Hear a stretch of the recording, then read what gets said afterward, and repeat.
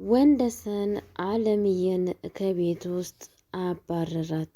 ምክንያቱም ለምንድን ነው የወዲት ጉዲትን እየፈታሻት በማለት ከቤት ውስጥ ውጭልኝ ብሎ አስወጣት።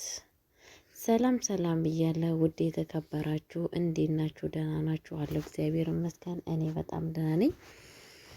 ለቤት አዲስ የሆናችሁ ላይክ እና ሼር እያደረጋችሁ እንድታበረታቱኝ በአክብሮት እጠይቃችኋለሁ። ቤተሰቦቼ እንዴት ናችሁ? ደህና ናችሁ? አለሁ እግዚአብሔር የተመሰገነውን እኔ ከሁሉ ነገር ሰላም ነው። እንግዲህ የእናት ግፍ ድራማን ክፍል 42ን ይዤላችሁ መጥቻለሁ።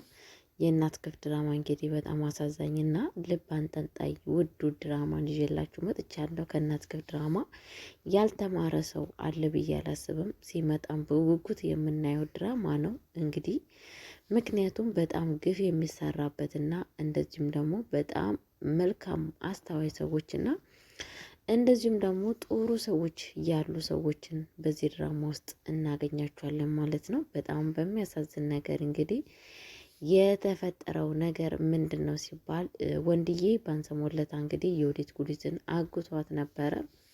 ከዛን ደግሞ ከህግቷ ማን የፈታት? አለምዬ ፈታታለች ማለት ነው። ወንዴ እንግዲህ ከዛ ሲመለስ እሷ እንዳሌለች እና አለምዬ እንደፈታቻት እንግዲህ ያለውን ነገር ሲነግሩት ወንድዬ ምንድን ነው የወሰነው ውሳኔ አለምዬን ከቤት ውስጥ ማባረር ነው ማለት ነው። ምክንያቱም በጣም ስለተናደደና ስሜተኛ ስለሆነ በጣም ነው የተናደደው። ምክንያቱም ነው በአሁን ሰዓት ወንድዬ ሰው የሚለውን ነገር እየሰማ አይደለም። ምክንያቱም በጣም በስሜት ውስጥ ነው ያለው። ስንት ወር ሙሉ እኛን ያቃጠለችንን እሱ ገና አሁን ነው በቃ ሁሉን ነገር እያወቀ ያለው ማለት ነው።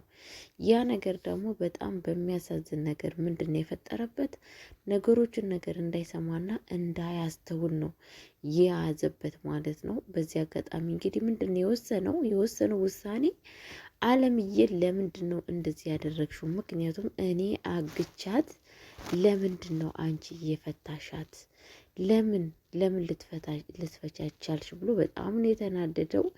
እንደዚሁም ደግሞ እማዬ ላይ ለምን እሷ እኳ እንደዛ ብትል እንዴት አንቺ ትሰሚያታለሽ? እኔ ያሰብኩትን ሀሳብ እናንተ ምን ታውቃላችሁ? ምክንያቱም እነኚህ ሰዎች ወንጀሉን ለመሸፋፈን ቤቱን ሸጠው ቪዲዮን ተቀብለው ወንጀለኛ አይደለም ብሎ ቪዲዮን ለማስጠፋት ነው ሀሳባቸውና እቅዳቸው። ይሄ ቪዲዮ ደግሞ በፍጹም መጥፋት የለበትም። የእጃቸውን ማግኘት አለባቸው።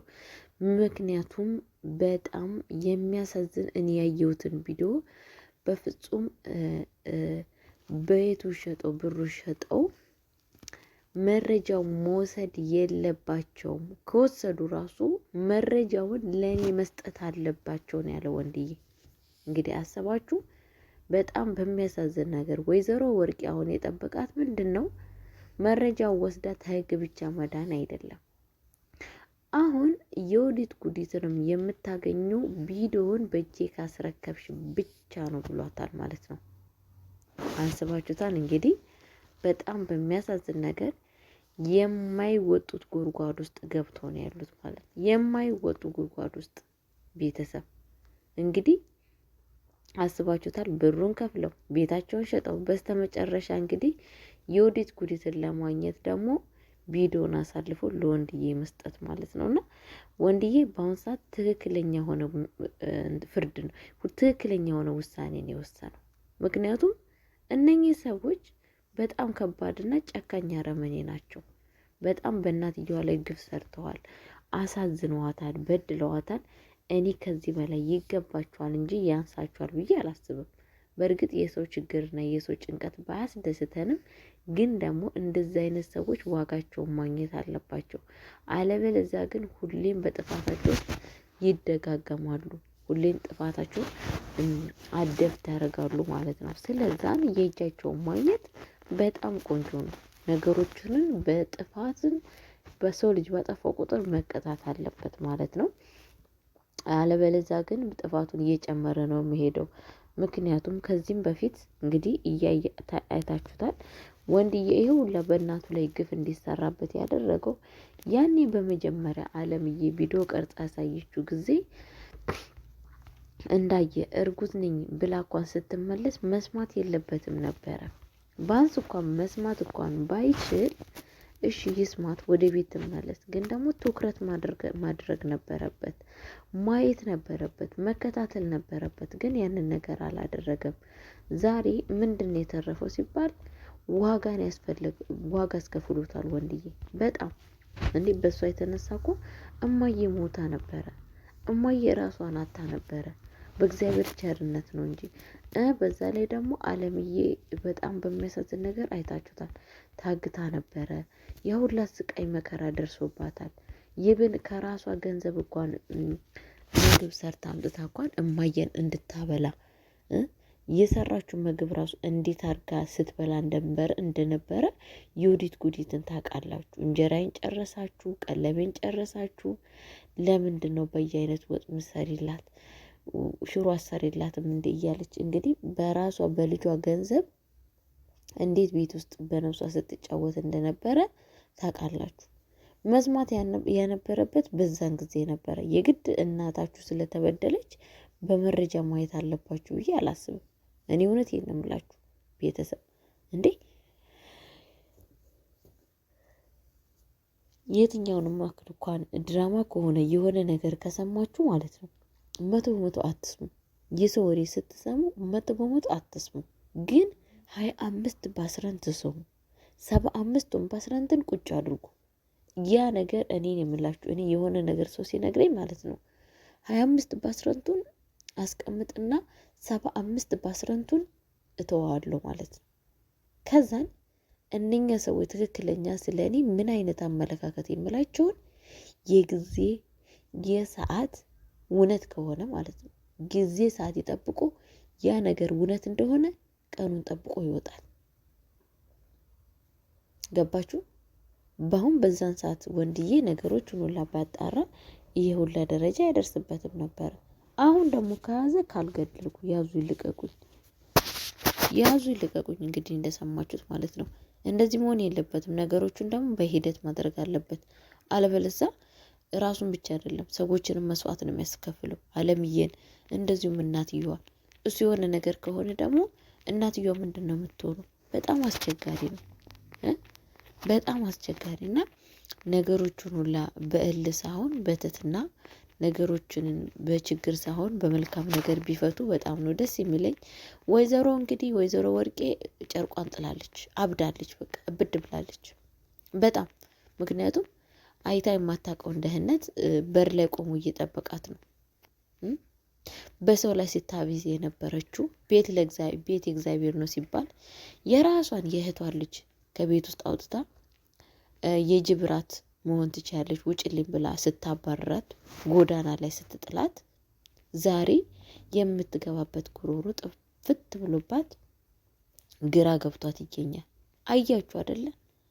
አንዳንድ ሰዎች የሆነ ሀብት ንብረት የሆነ ነገር ሲሰጠን በፍጹም የሀብትና ንብረት እንትን የሚለን አይመስለንም፣ የሚያልቅ አይመስለንም፣ ምናጣው አይመስለንም።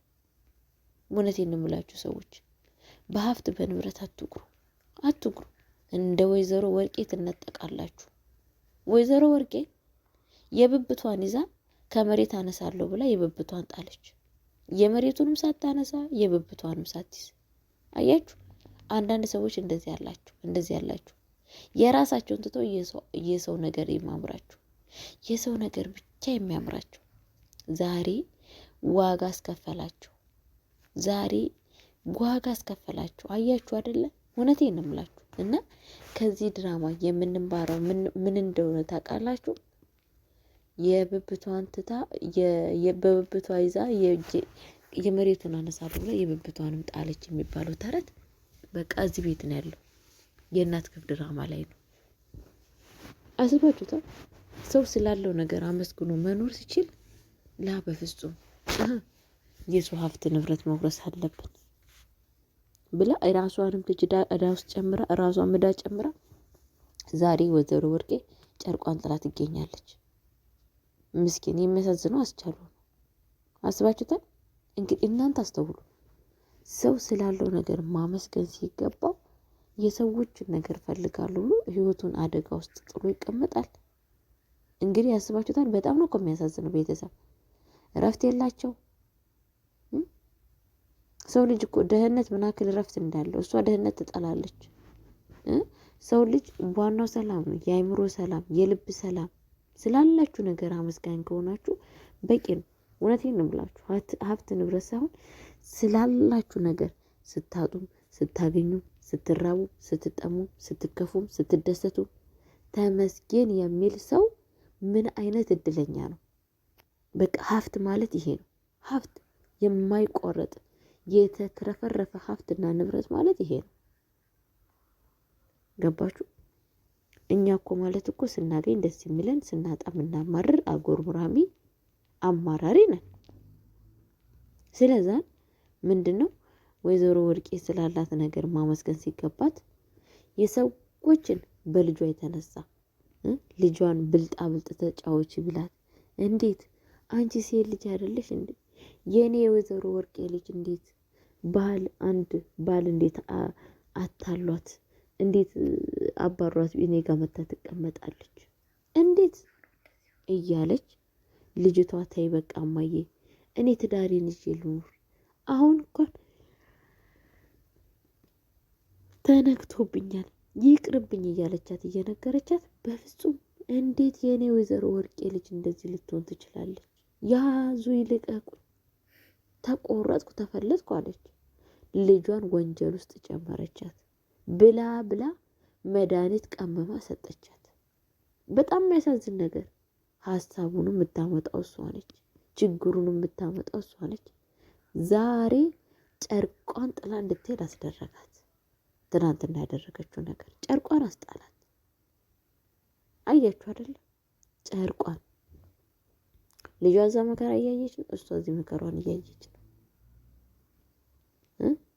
ቤቱን እንኳን ሸጣ ሰላሟን አታገኝም። ብሩን ሰጥታ እንኳን ሰላሟን አታገኝም። ምክንያቱም ወንድዬ ነገሮችን ሁሉ አውቋል። እንደውም በህግ ብትቀጣ ይሻላል። አሁን ወንዴ ነፍሱ ብትወጣ አይተዋቸው። በጣም ስሜት ውስጥ ነው ያለው፣ በጣም ንዴት ውስጥ ነው ያለው። ይሄ ደግሞ በጣም አስቸጋሪ ነው የሚያደርገው ቤተሰቦች ከምታስበው በለጠ ማለት ነው። ስለዛ ምንድነው የምላችሁ ቤተሰብ